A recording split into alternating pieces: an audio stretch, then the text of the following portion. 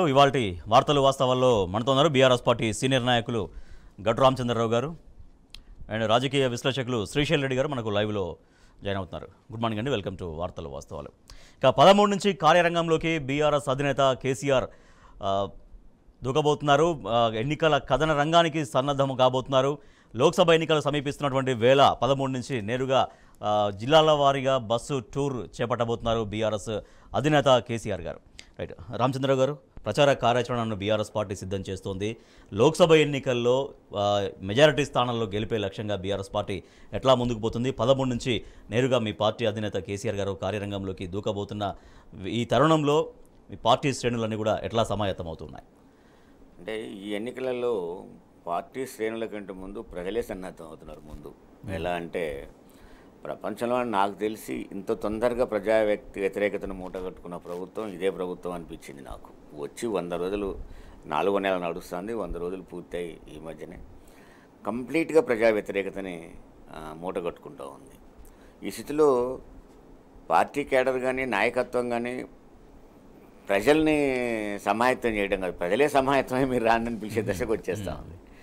దీంట్లో చూడండి, మీరు పార్టీలుగా రాజకీయంగా చూసినా కూడా ఇవాళ అన్ని రాజకీయ పార్టీలు అంటే ప్రధానంగా కాంగ్రెస్, బీజేపీ కూడా తమ అభ్యర్థులు వాళ్ళు కూడా బీఆర్ఎస్ నుంచి వచ్చిన వాళ్ళే. అంటే బీఆర్ఎస్ క్యాడర్ బీఆర్ఎస్కి ఉండగా బీఆర్ఎస్ ఒక ఫ్యాక్టరీ లాగా వాళ్ళ పార్టీలకు కూడా వాళ్ళు తీసుకున్న ఒక అభ్యర్థులు కూడా వీళ్ళనే పెట్టుకుంటున్నారు. అంటే అప్పటిదాకా ఆ పార్టీకి మరి క్యాడర్ లేదా లీడర్ లేదా తెలియదు, కానీ వీళ్ళనే తీసి పెట్టుకుంటున్న పరిస్థితి కూడా మనకు కనపడింది. రెండోది ఏంటంటే ఏ రంగాన్ని తీసినా కూడా ఆశాజనకంగా లేదు. వీళ్ళు ఇచ్చిన హామీలు అవుతున్నాయో ఏ ఒక్క హామీ కూడా అమలయ్యేటట్టు కనపడడం లేదు.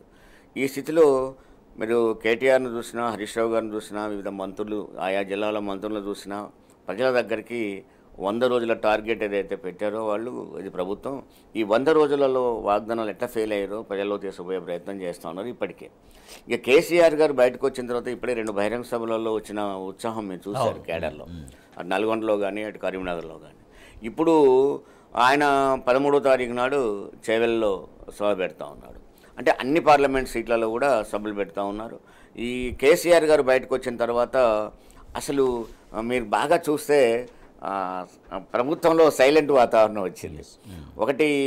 ఒక మాట అనగానే 10 మంది ఎమ్మెల్యే మినిస్టర్లు ఇరుచుకుపడే వాళ్ళు కేసీఆర్ బయటికి వెళ్ళి చెప్పిన తర్వాత చెప్పడానికి జంకుతూ ఉన్నారు. అంటే ఇప్పటిదాకా వాళ్ళు కేవలం డైవర్షన్ పాలిటిక్స్, అంటే ఎదుటివాడిని ఎమోషనల్ పాలిటిక్స్, ఎదుటివాడిని రెచ్చగొట్టుకొని చేద్దామా, ఇక అసలు ప్రజా సంక్షేమం పక్కకు పెట్టుకొని ఈ మాటల గారెడితో గడుపుకుందామా అనుకునే వాళ్లకు ఎప్పుడైతే కేసీఆర్ బయటకు వెళ్ళి సబ్జెక్టు వారిగా ముందుకు పోతూ ఉన్నాడో, చూడు కాళేశ్వరం అన్నారు, కేసీఆర్ బయటకు వచ్చిన తర్వాత నీళ్లు బయటకు వచ్చేసినాయి. ఇప్పుడు అంటే అప్పటికప్పుడు ఆ రాత్రి ఆకాశం నుంచి వర్షం పడి లేకపోతే అది పడి ఇది పడి వచ్చిందా?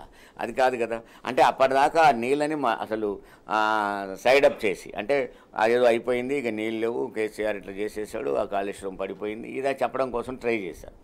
ఎప్పుడైతే కేసీఆర్ నిజాలు చెప్పడానికి ముందుకు వెళ్ళిపోతున్నాడో ఈ ప్రజలు దీన్ని గమనిస్తారనే ఆశలో నీళ్ళని వదిలేసిన పరిస్థితి కనపడుతుంది.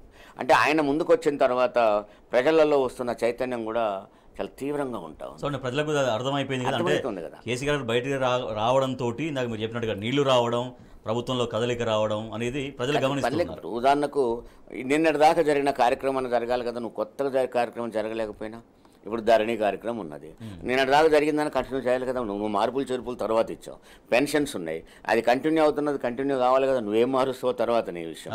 అంటే నడుస్తూ ఉన్న దాన్ని ఏమైనా మార్పులు చేయదలుచుకుంటే నా ప్రభుత్వం మార్కిదని చెప్పొచ్చు నువ్వు, కానీ అసలు ఉన్నదంతా ఆపేసి పెన్షన్లు రావడం లేదు, రైతు బీమా రాదు, నీకు రైతు బంధు రాదు, రైతు బంధు కూడా అనంగా 5 ఎకరాల లోపు వాళ్ళకు కొంతమందికి వేశారు, అందులో కూడా 100 రకాల రెస్ట్రిక్షన్స్ పెట్టి అది మొత్తానికి కలిపితే. అంటే ఈ విధంగా చూసినప్పుడు ఏ పథకం కూడా అమలు కానప్పుడు ప్రజలలో మేము ఒక తప్పు చేసినామా ఏంటి, ఎందుకని వీళ్ళు ఇలా చేస్తూ ఉన్నారు, మేమేదో కోరి ఓటేస్తే వీళ్ళు కావాలని చేసేసారు, మరి ఇది అసలు ఇంతకంటే గత ప్రభుత్వం బ్రహ్మాండంగా ఉండే కదా, దీన్ని ఎందుకు మనం తెచ్చుకున్నామని ఒక రియలైజేషన్ ప్రజల్లో వచ్చినట్టుగానే ఈ పాలన కనపడుతూ ఉంది.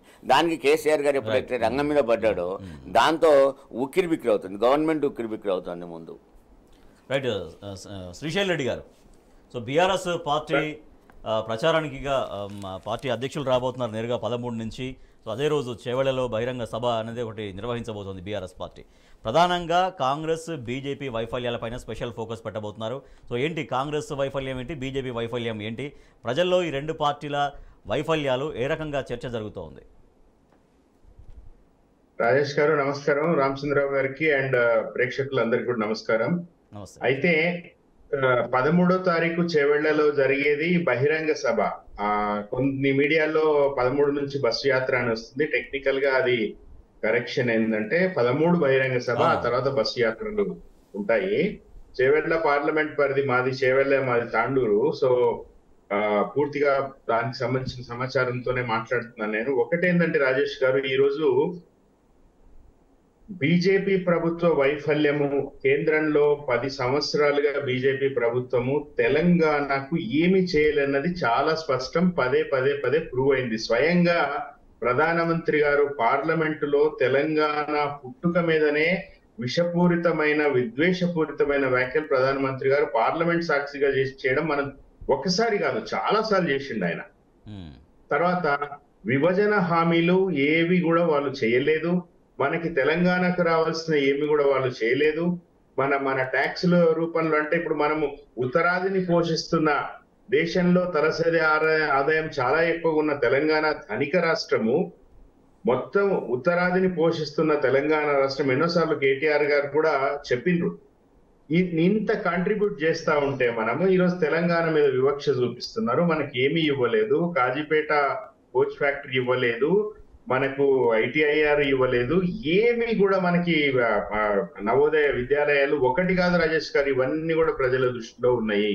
నరేంద్ర మోడీ ప్రభుత్వం ఏమి చేయలేదు తెలంగాణకు. ఎంతసేపు వాళ్ళు రాముడి గురించి మాట్లాడుతూ ఒక మతోద్రేకాలు రెచ్చగొట్టే పాలిటిక్స్ తప్ప వాళ్ళు ఏం చేయడం లేదు. ఈ రోజు ఉదాహరణకి చెప్తున్నా నేను, చేవెళ్ల పార్లమెంట్ బీజేపీ అభ్యర్థి అయిన కొండ విశ్వేశ్వర రెడ్డి, ఆయన చదువుకున్నవాడు, ఫారెన్ రిటర్న్డ్, ఇవన్నీ ఉన్నత విద్యావంతుడు, గతంలో బీఆర్ఎస్ ఎంపీగా చేసిన వాడు.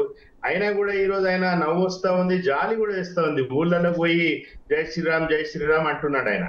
ఇట్లా అందరినీ, చదువుకున్న వాళ్ళని, చదువు రాని వాళ్ళని, ధనవంతుల్ని, బీదాబిక్కిల్ని, బహుజనుల్ని అందరినీ కూడా ఒక మత్తులో ముంచి వాళ్ళు పబ్బం గడుపుకోవాలని చూస్తుంది బీజేపీ తప్ప ఇంకోటి ఏమి కాదనేది చాలా స్పష్టంగా తెలంగాణ ప్రజలకు అర్థమైంది. సో అది బీజేపీ వైఫల్యం. 2, కాంగ్రెస్ పార్టీ గత 10 సంవత్సరాల తెలంగాణ అభివృద్ధిని ఈ రోజు తమ గొప్పలుగా చెప్పుకుంటున్నారు. నేను ఒకటి చెప్తున్నాను, మొన్న రాహుల్ గాంధీ తుక్కుగూడ సభలో ఏం చెప్పిండు? తెలంగాణ మోడల్ దేశమంతా కావాలని అన్నాడు. అంటే ఏ తెలంగాణ మోడలు? ఈ 100 రోజుల తెలంగాణ మోడల్, లేకపోతే 10 సంవత్సరాల తెలంగాణ మోడల్ అనేది జనాలు ఆలోచిస్తారు కదా రాజేష్ గారు. ఈ రోజు తెలంగాణ ఇంత అభివృద్ధి చెందింది. డైరెక్ట్ గా 30,000 ఉద్యోగాలు ఇచ్చాం. వచ్చినటువంటి 4 months లో 30,000 ఉద్యోగాలు ఇచ్చేసినాము. రాబోయే రోజులు ఇంకా మరికొన్ని వేల ఉద్యోగాలు ఇవ్వబోతున్నాం అని చెప్పారు. ఎగ్జాక్ట్లీ. ఇవన్నీ ఏంది? 10 సంవత్సరాల తెలంగాణ మోడల్ కావాలని రాహుల్ గాంధీ తుక్కుగూడలో చెప్పిండు. రేవంత్ రెడ్డి గాని, కాంగ్రెస్ నాయకులు గాని ఈ రోజు కూడా కొంత న్యూట్రల్ గా ఉంటూ, అసలు ఈ కాంగ్రెస్ పార్టీ ఏం చేసింది, మనకి బీజేపీ ఏం చేసింది, ఎందుకు మనం బీఆర్ఎస్ కు వేయకూడదు అనే ఆలోచనలో పడ్డ ప్రజానీకానికి నేను మరొకసారి కూడా చెప్తా ఉన్నా, ఈ రోజు తెలంగాణ మోడల్ అని అంటే, దేశవ్యాప్తంగా కావాల్సిన తెలంగాణ మోడల్ అంటే అందరి ఉద్దేశంలో ఇంక్లూడింగ్ రాహుల్ గాంధీ, అది 10 సంవత్సరాల ఘనత. అన్ని రంగాలలో తాగునీరు, సాగునీరు, వ్యవసాయము, కరెంటు, మిషన్, మన ఏంటది సంక్షేమ పథకాలకు వస్తే కళ్యాణ్ లక్ష్మి, షాదీ ముబారక్, రైతు బంధు. సో ఒకటి కాదు రాజేష్ గారు, ఇట్లా మొత్తం అభివృద్ధి సంక్షేమాలకి ఒక ఐఎస్ఐ మార్క్ లాంటి బీఆర్ఎస్ పాలన రావాలి. ఈ రోజు పార్లమెంట్ లో బీఆర్ఎస్ ని బలోపేతం చేస్తేనే తెలంగాణ ప్రయోజనాలు కాపాడగలుగుతారు అనే దృష్టి ఈ రోజు ప్రజలకి వచ్చింది రాజేష్ గారు. కాబట్టి 2 జాతీయ పార్టీలు, బీజేపీ, కాంగ్రెస్, ఈ 2 కూడా మనకి పనికి రావు అనేది ఒక నెరేటివ్ పార్టీ కూడా బాగా బిల్డప్ చేస్తా ఉంది. ఇందాక పెద్దలు రామచంద్రరావు గారు చెప్పినట్టుగా కేసీఆర్ ఎక్కడెక్కడ అడుగు పెడితే అక్కడ ప్రభుత్వాధికారులు తరులుతున్నారు, కాలువలలోకి నీళ్లు వస్తున్నాయి, జనాలు కూడా అంతే భారీగా తరులుతున్నారు. ఇది చాలా చాలా చాలా శుభ పరిణామం. ఏది బీఆర్ఎస్ పార్టీ కాదు, తెలంగాణకు శుభ పరిణామం అని నా భావన. రైట్ రామచంద్ర గారు. సో ఇందాక చెప్పినట్టుగా బీజేపీ కేవలం జై శ్రీరామ్ అనే నినాదాన్ని దాన్నే నమ్ముకొని రాజకీయం చేస్తున్నది ఒక పాయింట్ అయితే, ఇక మొన్న రాహుల్ గాంధీ మాట్లాడినట్టుగా తెలంగాణ మోడల్ కావాలంటే నిజంగా 100 రోజుల తెలంగాణ మోడలా, అంతకుముందున్న 10 సంవత్సరాల తెలంగాణ మోడలా, ఏంటి కోరుకుంటున్నారని ప్రజలకు ఎటువంటి చెప్తున్నారు, ఏం చెప్తున్నారు అనేది ప్రజలు ఎంతవరకు చర్చలో ఉంది? ఇక్కడ ఒక కీలకమైన పరిణామం ఉంది. మీరు ట్విస్ట్ను చూడాల్సి వస్తే, రాహుల్ గాంధీని స్టేజ్ మీద చేసి బదనాం చేయడం అనేది రేవంత్ రెడ్డి యొక్క డ్యూటీ. రేవంత్ రెడ్డికి మోడీకున్న ఒక ప్రత్యేకమైన అనుబంధం, అంటే ఆయన బడే బాయ్ చోటే బాయ్ అనుకున్న అనుబంధం ఏదైతుందో, రాహుల్ గాంధీని ఆ వేదిక మీద ఒక విధంగా చెప్పాలంటే ఒక జోకర్ లాగా చేశాడు. ఎట్లా చేశాడు? వాళ్ళ మేనిఫెస్టోలో ఫిరాయింపు జరిగితే ఇమ్మీడియట్గా పదవి పోవాలని చెప్పి మేము చట్టం చేస్తున్నాం అని చెప్పాడు. కానీ ఫిరాయింపు చేసినాడు వెనకోడున్నాడు, ముందు ఒకడున్నాడు. అంటే అర్థం ఏంటి? అంటే ప్రజలకు డైరెక్ట్గా కనపడేటట్టుగా రాహుల్ గాంధీని బదనం చేసే ప్రయత్నం చేశాడు ఒకటి. రెండోది ఏంటి? తెలంగాణ మోడల్ అనేది ఆయన ఖచ్చితంగా ఈ 100 రోజులలో బాగా పరిపాలన జరిగిందని అతనికి ఫీడ్బ్యాక్ ఇవ్వడం. రాహుల్ గాంధీకి ఏం తెలుస్తుంది? రాహుల్ గాంధీకి చెవులో గుంగి అని వీళ్ళు చెప్పిందే అది ఫీడ్బ్యాక్. వీళ్ళు ఏం చెప్పారు? 30,000 ఉద్యోగం ఇచ్చినాడు, 30,000 ఉద్యోగాలు అన్నాడు. జనరల్గా ఉద్యోగాల కోసం ఒక నోటిఫికేషన్ ఇస్తారు, దానికి ఒక సెలక్షన్ ఉంటుంది, ఎగ్జామ్ ఉంటాయి, ఇవన్నీ ఉండాలి. అసలు ఈ 30,000 ఉద్యోగాలకి ఎప్పుడు నోటిఫికేషన్ ఇచ్చాడు, ఎప్పుడు పరీక్షలు రాశారు, సెలక్షన్ అంతే తప్ప ఈ ఎప్పటికైనా నోటిఫికేషన్ ఇచ్చినట్టే లేని ఎట్లా ఉద్యోగాలు వస్తాయని ఆయన అడుగుండడు కదా. ఆయన అడుగుండడు, వీళ్ళు కావాలని అతను డైవర్ట్ చేస్తారు. ఆ విధంగా అతన్ని బదనాం చేసే ప్రయత్నమే చేస్తారు ఇక్కడ. అంటే అతను ఏదైతే తెలంగాణ మోడల్ అన్నాడో ఇది అడగాల్సి వస్తుంది. అంటే ఇప్పుడు 100 రోజులలో ఇచ్చిన వాగ్దానాలని అమలు చేయకుండా ఉండే పద్ధతినే నువ్వు దేశవ్యాప్తంగా చేస్తావా? అంటే ఇప్పుడు ఈ తెలంగాణలో మేనిఫెస్టోలో చెప్పిన వాటిని అమలు చేయలేదు కాబట్టి దేశవ్యాప్తంగా చేసిన మేనిఫెస్టోలో మేము కూడా అమలు చేయం ఇదే మోడల్లో అని చెప్తావా? లేదు. ఒకటి మాత్రం జరుగుతూ ఉంది, పాత కాంగ్రెస్ లక్షణాలని మేము ఏదైతే పాలన తెస్తామన్నారో అది ఇద్దరు కలిసి తెచ్చే ప్రయత్నమే జరుగుతూ ఉంది. అందులో రేవంత్ రెడ్డి ప్రధాన కారకుడిగా ఉన్నాడు. ఏంటి? దాడులు, దౌర్జన్యాలు, పంటలు పాడు చేయడాలు, నీళ్లు లేకుండా ఉండడం, కరెంటు లేకుండా ఉండడం, కనపడ్డోని మీదల్లా దాడులు జరగడం, ఈ విచిత్రమైన పోగడలు గతంలో కాంగ్రెస్ పార్టీలో ఉన్నాయి. అవన్నీ ఇప్పుడు మీరు స్టార్ట్ అయినాయి. ఇప్పుడు చూడండి, మీరు ఈరోజే పనితాపురంలో జరిగిన దాడి, ఖమ్మంలో అంతకుముందు దాడి, ఎవడన్నా ఒక మాట మాట్లాడితే ఆ శంకర్ ఏదో ఒక విమర్శ చేసే శంకర్ మీద దాడి, అంటే ఒక ప్రశ్నిస్తే చాలు ప్రశ్నించే వాడి మీద దాడులు చేయటం, ఇది గత పద్ధతి, ఇది కాంగ్రెస్ పద్ధతి. ఆ కాంగ్రెస్ పద్ధతిని ఇప్పుడు అమలు చేసే ప్రయత్నం చేస్తూ ఉన్నాడు రేవంత్ రెడ్డి. రెండోది కూడా ఏంటి? రేవంత్ రెడ్డికి వాళ్ళ పార్టీలో మధ్యన గ్యాప్ పెరుగుతూ ఉంది. కాబట్టి పార్టీ మీద పట్టు సంపాదించడం కోసమని ఒక డైవర్షన్ పాలిటిక్స్ని డైరెక్ట్గా ప్రతిపక్షాల మీద ఇరచకపడే ప్రయత్నం. నిన్న మీరు కొడంగల్లో చెప్పిన నా మీద కుట్ర జరుగుతుందా, నేను పెద్ద ఘనకార్యమైన ముఖ్యమంత్రి నేను మీద కుట్ర జరుగుతుందట, నా మీద ఓ కుట్ర జరుగుతుందని చెప్పేసి దీన్ని తీసుకొచ్చేసి చెప్పాడు ఆయన. ఎక్కడ కుట్ర జరుగుతుంది నీ మీద? నీకు ఓపెన్గా చెప్పాడు కేసీఆర్ గారు, మేము ప్రతిని పడగొట్టే ప్రయత్నం లేదు, నువ్వు పరిపాలన చెయ్యి అని. అన్నిటికంటే పదే పదే ఎందుకు మా ప్రభుత్వాన్ని కూల్చాలని ప్రయత్నిస్తున్నారు? ఇక్కడే కదా, ఇక్కడ ఇప్పుడు హరీష్ రావు గారు స్టేట్మెంట్ ఇచ్చాడు ఆ రోజు. ఏమని? అయ్యా, నువ్వు ఎన్నికలట వాగ్దానం చేసావు, ప్రధానంగా రైతు బంధు అన్నావు, మేము ఎన్నికల కోడ్ ఉన్నప్పటికీ కూడా మీ అభ్యంతరం పెట్టావు, నువ్వు రైతులకు ఇవ్వు, న్యాయం జరగాల వాళ్ళకని చెప్పింది. అదే నీకు పక్కన ఆంధ్రప్రదేశ్లోనేమో ఆ పథకాలని అమలు కావద్దని పోతున్నారు, కానీ ఇక్కడ నువ్వు అమలు చెయ్యని అడుగుతా ఉన్నారు. అమలు చేయని అడిగినప్పుడు అమలు చేయలేక ఎన్నికల కోడ్ అని ప్రభుత్వం చెప్తుంది తప్ప ప్రతిపక్షం ఎన్నికల కోడ్తో ఆపమని ఎక్కడ అంటలేదు. స్వయంగా నువ్వు ఇవ్వమని చెప్తున్నారు. మరి ఇవ్వమని చెప్పేసరికి కన్ఫ్యూజన్ వచ్చేసి ఈ ఎన్నికల కోడ్ను పక్కకు పెట్టేసి ఎక్కడో నా మీద కుట్ర జరుగుతుంది, నా ప్రభుత్వాన్ని క్లిప్పింగ్ అది బీఆర్ఎస్ కార్యకర్తలపైన కాంగ్రెస్ దాడికి సంబంధించి పండితాపురంలో. అంటే నేననేది ఏంటంటే ఒక డైవర్షన్ పాలిటిక్స్ తో ఒక మాటల యుద్ధాన్ని తీసుకొచ్చేసి ఇష్యూని డైవర్ట్ చేసే పని చేస్తా ఉన్నాడు. అందుకని ఎక్కడైతే ఆ పథకాలు అమలు కాకుండా ఉంటాయో వాటి నుంచి బయటపడడం కోసం ఈ ప్రయత్నాలన్నీ జరుగుతాయి. వడ్లకు వాన ముప్పు పొంచి ఉందని వాతావరణ శాఖ నుంచి హెచ్చరికలు జారీ అవుతున్నప్పటికీ కూడా సివిల్ సప్లై డిపార్ట్మెంట్ అనేది చాలా తాత్సారం చేస్తోంది. 1న కొనుగోలు కేంద్రాల ప్రారంభ ప్రకటన చేసింది. 7,149 కేంద్రాలు ఏర్పాటు చేసినట్టు వెల్లడించింది. కానీ 10 రోజులు అవుతున్నా కూడా ఎక్కడ వడ్ల కొనుగోలు ప్రారంభం కాలేదు. అక్కడ ఇక్కడ ప్రారంభమైన చోట సేకరణ అనేది ధాన్యం సేకరణ చాలా వేగంగా చేయకుండా నెమ్మదిగా చేస్తుంది. దీంతో మళ్ళీ వాన పడితే ధాన్యం అంతా తడిసి రైతు మరింత నష్టపోయే అవకాశం, ఆ ప్రమాదం ఉన్నప్పటికీ కూడా సివిల్ సప్లై డిపార్ట్మెంట్ తాత్సారం చేస్తుందనేది ఈ వార్త మనం చూస్తున్నాం. శ్రీశైల్ రెడ్డి గారు, దాదాపు 7,149 కొనుగోలు కేంద్రాలు ఏర్పాటు చేసినట్టు ప్రకటించింది ప్రభుత్వం. కానీ ఆ దిశగా ఎక్కడ చర్యలేం కనిపించట్లేదు. రైతులు అక్కడ చాలా వెయిట్ చేస్తున్నారు. 10 రోజులైనా కూడా ధాన్యం కొనట్లేరు. ఇప్పుడు వర్షం వస్తే చేతికి వచ్చిన పంట కనీసం కొనుగోలు కేంద్రాల దగ్గర కూడా కొనుగోలు చేయకుండా మమ్మల్ని చాలా ఇబ్బంది పెడుతున్నారు అనేది రైతాంగం ఆవేదన వ్యక్తం చేస్తోంది. ఇప్పుడు మొన్న కేటీఆర్ గారు అన్నారు, యాక్చువల్గా ఈ ఒక కుక్కని చంపాలంటే అది పిచ్చిది అని ఒక ముద్ర వేయాలి. ఇప్పుడు వ్యవసాయాన్ని నాశనం చేయాలంటే నీళ్ళు ఇవ్వద్దు. నీళ్ళు ఇవ్వద్దంటే గత ప్రభుత్వాన్ని బదనాం చేయాలి, గత ప్రభుత్వం వల్ల నీళ్లు రావడం లేదని. సో పంటలు ఎండబెట్టాలి, వ్యవసాయం నాశనం కావాలి. సో ఇవి అన్ని ఏంది ఇంత జరుగుతున్నాయి. ఇప్పుడు కొనుగోలుకు సంబంధించి కూడా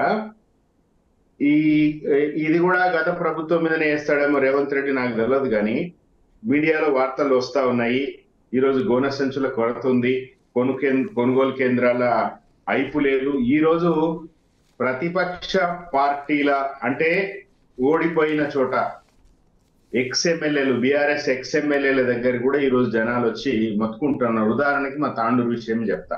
రైతులు వస్తా ఉన్నారు, ఏం చేయాలి ఇప్పుడు, మేము ఏం చేయాలి, తప్పు చేస్తే అనే భావన చాలా ఉన్నది. సో ఇప్పుడు ఏంటంటే ప్రధానంగా వీటన్నిటికీ మూల కారణము ఈ రోజు కంప్లీట్ గా రాజకీయాలు చేయడం తప్ప రైతాంగ సమస్యల గురించి పట్టించుకోవట్లేదు. ఒక రకంగా నిన్న ఒక ఆయన ఈ రైతు సంఘాల సమాఖ్య నాయకులతో మాట్లాడుతూ ఉన్నాను నేను. ఈ రోజు వ్యవసాయం నిజంగా సంక్షోభంలో ఉన్నది. ఇప్పుడు మినిమం సపోర్ట్ ప్రైస్ అంటారు కదా, కనీస మద్దతు ధర, వరికి మద్దతు ధరని రేవంత్ రెడ్డి ఎట్లా చేసిండే దాన్ని వారికి మద్దతు ధర అంటే ఎవరైతే తమ పార్టీలోకి ఫిరాయిస్తున్నారో వారికి మద్దతు ధర ఇస్తున్నాడు తప్ప వరికి మద్దతు ధర ఇవ్వడంలా. సో ఆ కొనుగోళ్లు చేస్తున్నారు. ఇప్పుడు పార్లమెంట్ ఎన్నికల సందర్భంలో మీరు చూడండి, బిఆర్ఎస్ పార్టీ నుంచి ఎంపీలు, ఎమ్మెల్యేలు, ఎక్స్ఎమ్మెల్యేలు, కార్పొరేషన్లు, ఇప్పుడు చూడండి చాలా కార్పొరేషన్లు అవిశ్వాస తీర్మానాలు పెట్టడము. బిఆర్ఎస్ ప్రభుత్వం అయిపోయిందిగా, బీఆర్ఎస్ దుఃఖం ఖాళీ అయింది అనేది పార్లమెంట్ ఎన్నికలను దృష్టిలో పెట్టుకొని చేస్తున్నారు తప్ప, అరే రైతాంగానికి నీళ్ళిద్దాము, మంచి పంటలు పండే తెలంగాణ, అంత ఇన్ఫ్రాస్ట్రక్చర్ సెటప్ అయిన తెలంగాణ, వారిని గెలుచుకుందాం, వారిని మనసులను గెలుచుకుందాము అనే దృష్టి లేదు. ఎందుకంటే అది చాలా కష్టంతో ఉన్న పని, మనసు పెట్టి చేయాల్సిన పని, యంత్రాంగం అంతా కదలాల్సిన పని. ఈజీ పని ఏంది, వరికి మద్దతు ధర ఇవ్వకుండా వారికి మద్దతు ధర ఇచ్చి కొనుక్కోవడం. సో కాబట్టి రేవంత్ రెడ్డి అది చేస్తున్నాడు, కంప్లీట్ పాలిటిక్స్ తప్ప. ఈ రోజు ఎక్కడికక్కడ కొనుగోలు కేంద్రాలు తెరిచి, హరీష్ రావు గారు చెప్పిండ్రు, మీరు మీ పార్టీ గేట్లు ఎత్తుడు కాదు, ప్రాజెక్టుల గేట్లు ఎత్తండి అని. నేనంటున్నా, మీరు వరికి మద్దతు ధర ఇవ్వండి, వారికి మద్దతు ధర కాదు. మీరు వడ్లు కొనుగోళ్ల కేంద్రాలు తెరవండి, నాయకుల కొనుగోళ్లు కేంద్రాలు తెరవడం కాదు. ఇది జరుగుతోంది ఈ రాష్ట్రంలో రాజేష్ గారు. ఇది ప్రజలందరూ కూడా, ముఖ్యంగా రైతాంగం గమనిస్తున్నారు. పార్లమెంట్ ఎన్నికల్లో కర్రు కాల్చి వాత పెడతారనేది చాలా చాలా చాలా ఖండితంగా చెప్తా ఉన్నారు. రైట్ రామచంద్ర గారు, సో ఫస్ట్ తారీఖు రోజు కొనుగోలు కేంద్రాల ప్రకటన అయితే వచ్చింది. దాదాపు 7,149 కేంద్రాలు ప్రారంభించినట్టు వెల్లడించారు. బట్ అక్కడ నుంచి యాక్టివిటీ ఏమీ జరగట్లేదు. రైతులందరూ కూడా 10 రోజులుగా అక్కడ మొత్తం ధాన్యం అక్కడ పెట్టుకొని ఉండడం, మళ్ళీ వర్షాలు పడితే ఆ ధాన్యం అక్కడ తడిసిపోవడం, రైతులు చాలా ఇబ్బంది. ఇదంతా ఎట్లా దీన్ని మానిటరింగ్ చేయాల్సిన అవసరం ఉంది గవర్నమెంట్? జనరల్గా రైతుకు ఎట్లయితే పెట్టుబడి అవసరమో, రైతుకు ఎట్లా కరెంట్ అవసరమో, రైతుకు నీళ్ళు అవసరమో, అంత కష్టపడి ఒకవేళ ప్రభుత్వ వెసులుబాటు చేయకపోయినా తనకు తాను కష్టపడ్డా సరే పండించిన పంటని తిరిగి అమ్ముకోవడం, దానికి తగిన ధర రావడం, అప్పులు తీర్చుకోవడం, అదే రైతు యొక్క జీవితం. ఇది కొత్తగా ఈరోజు వ్యవసాయం రేవంత్ రెడ్డి ఏం చేయలేదు, ప్రభుత్వం ఏం చేయటం కాదు. ఎప్పటికప్పుడు ఇది కూడా ఒక సీజనల్. ఏ సీజన్కు ముందు ఏం చేయాలి, ఎలా దాన్ని మనం ప్రిపేర్ కావాలి అనే దాన్ని ప్రభుత్వం విస్మరిస్తూ ఉంది. దీని అనుకోవడం ఏంటంటే, ప్రభుత్వంలో క్యాబినెట్లో సరైన అవగాహన లేదు పాలన మీద. అంటే ఏ మంత్రికి ఆ శాఖ మీద అవగాహన లేదు. ఒకరిద్దరు మంత్రులకు అవగాహన ఉన్నా దాన్ని రేవంత్ రెడ్డి పట్టించుకోవట్లేదు. కేవలం ప్రభుత్వం మీద అసలు అవగాహన లేకపోవడం వల్ల ఏ సమయంలో ఏం చేయాలి అనేది ఒక కన్ఫ్యూజన్ ఉంది. ఇప్పుడు ఉదాహరణకు భారతదేశంలోనే తడిసిన ధాన్యం, అంటే ఈ సమయంలో ఈ అకాల వర్షాలు పడుతూ ఉంటాయి, ఒక్కొక్క రాళ్ళ వర్షాలు పడతాయి, అకాల వర్షాలు పడతాయి. ఇప్పుడు ధాన్యాన్నంతా రాసులు పోసుకొని రైతులు ఉంటారు. ఒక్కసారి తడిసిన తర్వాత తడిసిన ధాన్యాన్ని ఒక పంజాబ్లో మాత్రమే కొంటారు. 20% తడిసినా సరే పంజాబ్లో కొంటారు. కొనడానికి కేంద్రమే దానికి ఆ ఛాన్స్ ఇచ్చింది. అంటే దేశవ్యాప్తంగా ఒకటి ఉంటే పంజాబ్లో, అంటే ఉత్తరప్రదేశ్ లాబీకి ఏ విధంగా అంటే ఉత్తర భారతం యొక్క లాబీకి లొంగిపోతూ ఉంటుంది. అసలే దక్షిణ భారతంలో కొనుగోలు కేంద్రం పట్టించుకోదు.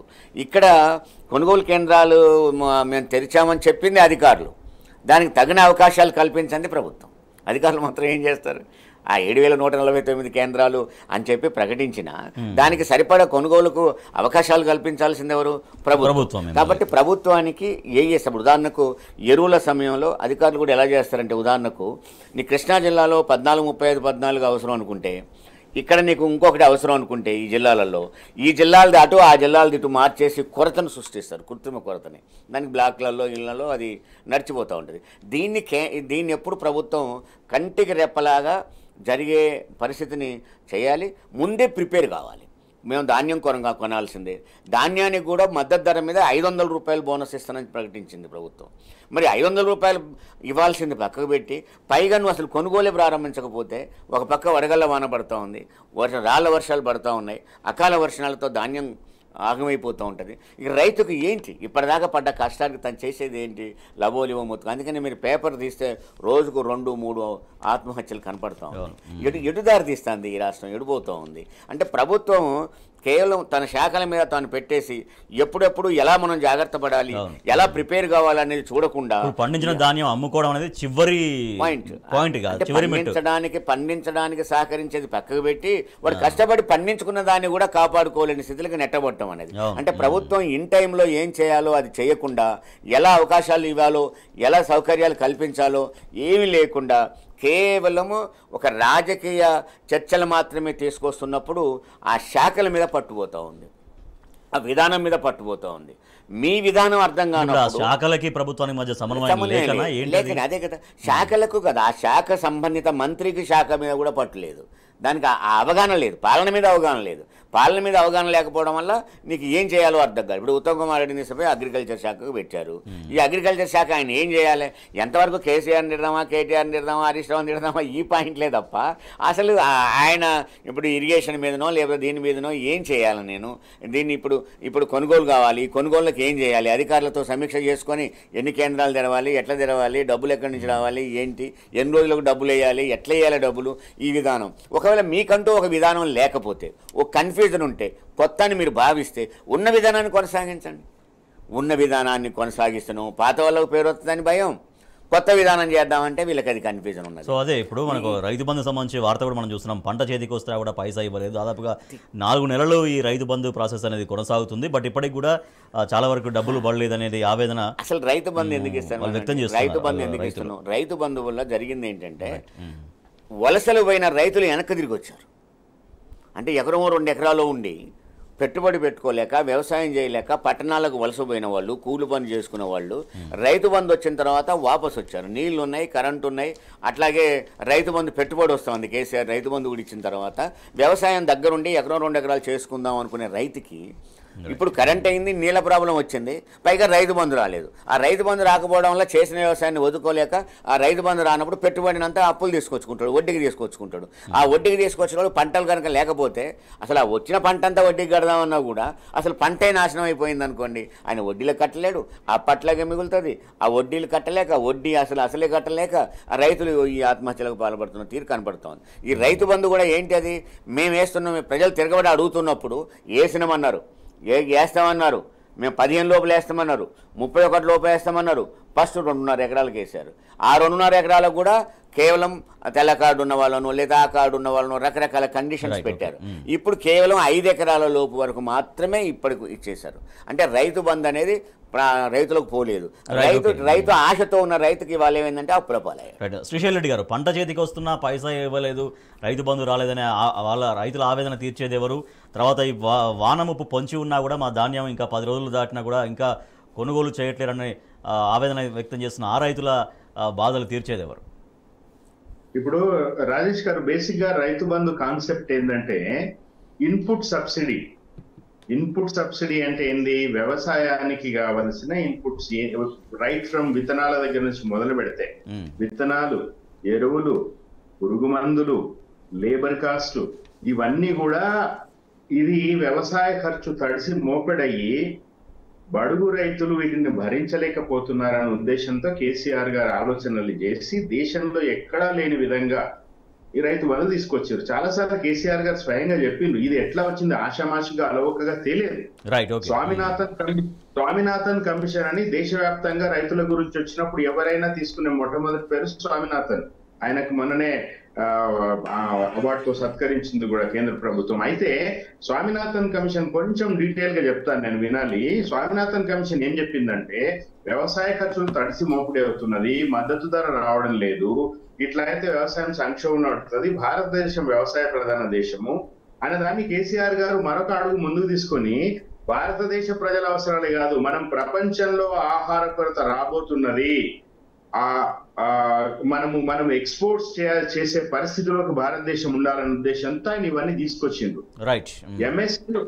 సో కాబట్టి ఏంటంటే ఇప్పుడు ఏదైతే కాస్ట్ ఆఫ్ ప్రొడక్షన్ పెరుగుతా ఉందో దానికోసం రైతు బంధు తీసుకొచ్చారు. అసలు నువ్వు పంటలు సీజన్ వచ్చిన టైంలోనే రైతు బంధు ఇయ్యాలా, నువ్వు ఎప్పుడో తీరిగ్గా ఇస్తా రైతు బంధు అంటే మొన్న కాంగ్రెస్ నాయకుడు కూడా అడిగాను కదా, బక్క జడ్సన్ అడిగినందుకు పంపించేస్తారు పార్టీలకు వెళ్ళి. 7,000 కోట్లు కేసీఆర్ గారు తీసి పెడితే అది ఇవ్వడానికి మీకు ఏం నొప్పి, ఏం రోగము? అది కాంట్రాక్టర్ల బిల్లులు చెల్లించడానికో లేదా ఏ పొంగులేటి శ్రీనివాసరెడ్డి లాంటి వాడో ఎమ్మెల్యేలను కొనుగోలు కోసం ఆ 7,000 రూపాయలు కేటాయించిందా అనేది ఈ రోజు తెలంగాణ ప్రజలు అడుగుతున్నారు ఈ రోజు. కాబట్టి ఏంటంటే మీరు రైతు బంధు ఇవ్వాలన్నా, కొనుగోలు కేంద్రాలు తెలిసి చివరి గింజ వరకు కొనాలన్నా చిత్తశుద్ధి ఉండాలి. బేసికలీ ఒకటి ఏంటంటే ఈ రోజు వ్యవసాయ మంత్రి ఉత్తమ్ కుమార్ రెడ్డి కానీ రేవంత్ రెడ్డి కానీ విధానాలు తెలియవు. ఒకటి తెలియకపోవడం కూడా కొంత మనం క్షమించవచ్చు. యంత్రాంగం ఉంది కదండి, మొత్తం యంత్రాంగం కేసీఆర్ సీఎం గా ఉన్నప్పుడు ఇదే యంత్రాంగం కదా పనిచేసింది. సో కాబట్టి ఏంటంటే ఆ యంత్రాంగాన్ని యూజ్ చేసుకోవాలంటే చిత్తశుద్ధి ఉండాలి. ఈ రోజు పొలిటికల్ ఎన్వైరన్మెంట్ లో పాలిటిక్స్ చేయడం తప్ప వీళ్ళు రైతుల గురించి ఆలోచించకపోవడం వల్లనే ఈ రోజు ఈ సమస్య వచ్చింది. నిందితురాలని కాదు బాధితురాలని మాత్రమే అంటూ నిన్న ఎమ్మెల్సీ కవిత తన స్టేట్మెంట్ విడుదల చేశారు. న్యాయమూర్తి ముందు ఎమ్మెల్సీ కవిత తన వాదన వినిపించారు. లాయర్ ద్వారా బహిరంగ లేఖ విడుదల చేశారు. ఇప్పటికే 2.5 yearsగా నన్ను వేధిస్తున్నారు, 4 సార్లు విచారణకు హాజరయ్యాను, ఎటువంటి ఆధారం దొరకలేదు, అన్నీ వాళ్ళు ఏది అడిగితే అదంతా ఇచ్చేశాను, బట్ ఎటువంటి ఆధారం దొరకనందునే కేవలం నన్ను టార్గెట్ చేసే విధంగా, రాజకీయంగా దెబ్బతీసే విధంగా చేయాలనే దాంతోనే నన్ను అరెస్ట్ చేశారంటూ నిన్న కవిత స్టేట్మెంట్స్ మనకు కనిపిస్తున్నాయి. రైట్ రామచంద్ర గారు, నిన్న కవిత గారి స్టేట్మెంట్స్ మనం చూస్తుంటే ఈడీ విచారణ జరుగుతున్నటువంటి తీరును ఆమె ఎట్లా బయటపెట్టినట్టుగా కనిపిస్తోంది? కవిత గారు నిన్న స్టేట్మెంట్ కాదు, లేఖ రిలీజ్ చేసింది. లేఖలో స్టేట్మెంట్స్ ప్రజలకు ఒక లేఖ రాసింది ఆమె. డైరెక్ట్గా చెప్పుకోవడానికి మ్యాజిస్ట్రేట్ ఎప్పుడైతే అవకాశం ఇవ్వలేదో లాయర్ ద్వారా ఆ లేఖని ఆమె రిలీజ్ చేసింది. ఆమె స్పష్టంగా ఒక మాట చెప్పింది, నేను నిందితురాలని గాను, కేవలం బాధితురాలని. జనరల్గా రాజేష్, ఒక కేసుని ఎప్పుడైనా దర్యాప్తు ఎట్లా ఉంటుందంటే అది హోంగార్డు దర్యాప్తు చేసినా, నీ ఈడీ దర్యాప్తు చేసినా అది రాజ్యాంగానికి కట్టుబడి ఉండాలి తప్ప ప్రత్యేకంగా రాజ్యాంగం ఈ దర్యాప్తు సంస్థలకు విడిగా ఉండదు. దర్యాప్తు సంస్థలకి వాటికి ఒక స్వేచ్ఛ ఉన్నా అది ఎంతవరకు ఉంటుంది అంటే రాజ్యాంగానికి కట్టుబడి ఉండాలి. ఏదైనా రాజ్యాంగానికి. కోడి పిల్ల పోతే దొరకబట్టే హోంగార్డుకు రాజ్యాంగ పరిధిలోనే ఉండాల్సిందే, ఇంత పెద్ద కేసులు చేసిన రాజ్యాంగంలో ఉండాల్సిందే. రెండోది ఏంటి, ఒక వ్యక్తి తప్పు చేస్తే ఆ తప్పుకి ఏం శిక్ష చేయాలి అని దర్యాప్తు చేయడం ఒకటైతే, ఒక వ్యక్తిని తప్పుడు వాడిగా సృష్టించి కేసుని అంటే ఒక వ్యక్తిని సరినంతవరం దర్యాప్తు చేస్తుంటే ఏదో ఒక కేసు దొరకపోతుందా, ఆ కేసుని పెట్టేద్దాం అంటే కుక్కని చంపాలంటే ఒక పిచ్చి కుక్క అని పేరు పెట్టడం కోసం ఓ పేరు పెట్టి దాన్ని ఎట్లా చంపాలి అంటే, ఇక్కడ దేదీప్యమానంగా దేశంలో ఎదిగిపోతున్న కేసీఆర్ని దెబ్బతీయాలన్నా, మానసికంగా దెబ్బతీయాలన్నా ఏదో ఒకటి చేయాలి అనే పాయింట్లో ఒక కవితని టార్గెట్గా చేశారు. ఆ కవితని టార్గెట్ చేసి ఏం చేస్తున్నారు, అసలు కేసులో ఎలా ఇరికిద్దామా అని ప్రయత్నం చేశారు. 2.5 సంవత్సరాలుగా దర్యాప్తు సాగింది. ఆమె ఎక్కడ నీకు సహకరించలేదు, స్వయంగా నీకు ఈడీ సంస్థకు వచ్చింది. ఆమె ఈడీ సంస్థకు వచ్చింది, మీకు ఫోన్స్ కావాలంటే ఫోన్స్ చేతికి ఇచ్చింది. మరి ఏం చేయలేదు అంటే లేదు కవిత సరిగా సహకరించలేదు అనే ఒక పాయింట్ తీసుకొచ్చారు. నేను స్పష్టంగా అడుగుతున్నాను, ఇవాళ దేశవ్యాప్తంగానే ఏ రాజకీయ నాయకుడు కానీ చెప్పే ఒకే ఒక మాట, మోడీ కేవలం ఈడీని పట్టుకొని బతుకుతున్నాడు అనేది చెప్తున్న పదం. అంటే ఈ దర్యాప్తు సంస్థల్ని జేబులో పెట్టుకొని ఎక్కడ అవసరమైతే అక్కడ దర్యాప్తు సంస్థను తీయటం, ప్రతిపక్షాలని బెదిరించడం జరుగుతూ ఉంది.